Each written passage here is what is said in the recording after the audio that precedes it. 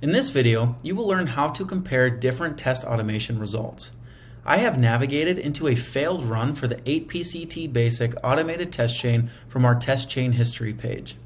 The first thing we will do to investigate the results of a failed test chain run is to click the Fail ribbon located in the upper right corner of the Test Steps block. This brings us to a page where we can see the differences broken down into which assertions from our test block failed. By opening any of these sections, we can see the differences in the results of the test chain run.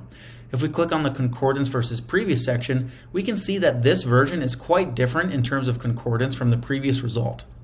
We can look at the fields that may be different in this run compared to the others by opening the Any Change in All Fields versus Previous section to find out why this may be the case.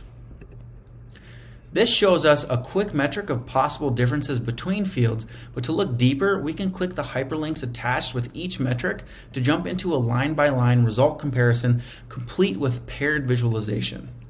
This line-by-line result comparison allows us to see which individual results differ between test runs to create the differentiation in concordance.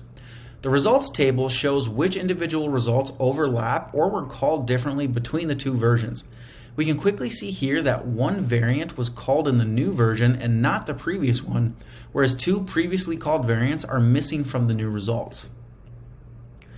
The green checkmark cells represent known truth variants, while red X cells would be false positives and blue asterisks are uncharacterized results.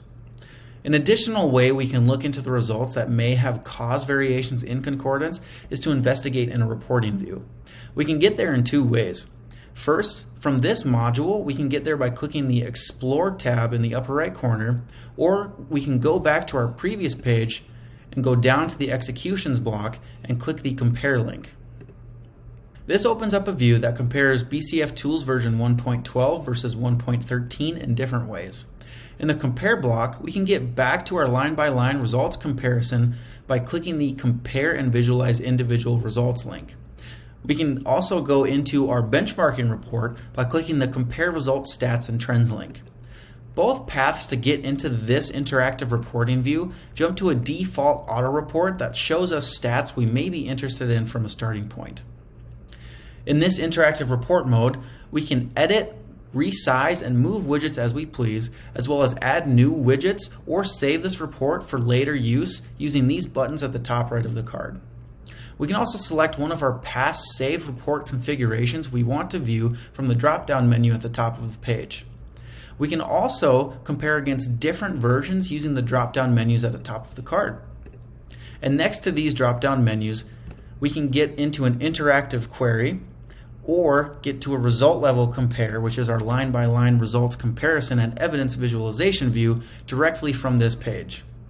All this functionality provides us with maneuverability and flexibility to customize our test comparison details from our test results.